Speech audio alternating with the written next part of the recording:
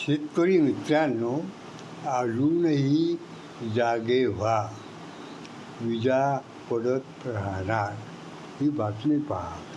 पुसद यवतमाळ, अंगावर वीज कोसळून शेतकऱ्याचा मृत्यू झाला. ही घटना तालुक्यातील जुन्नर शिवारात 14 जून रोजी सायंकाळी 5:30 वाजता घडली. आता मला सांगा की एवढं मोठं गायडन्स उपलब्ध असताना हे लोक का असे अपघातग्रस्त होतात? याचा अर्थ एकच, त्यांच्यापर्यंत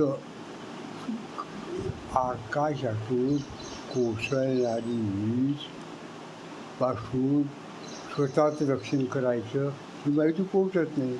म्हणून जिल्ह्याचे जे आपत्ती निवारण कक्ष असतो त्यांनी या बाबतीत योग्य दक्षता घेऊन सगळ्यांना जनजागृती करावी.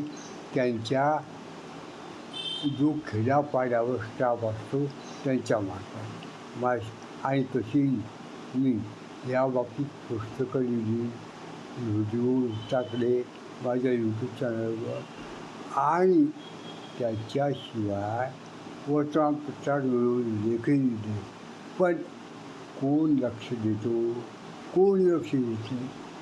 प्रत्येकाला स्वतःच्या जीवापेक्षा आजचं जे फास्ट आयुष्य आहे त्याच्यामागे धावायला आवडतं, ते प्रिफर करतात. माळशेज रामदास खंडागळे.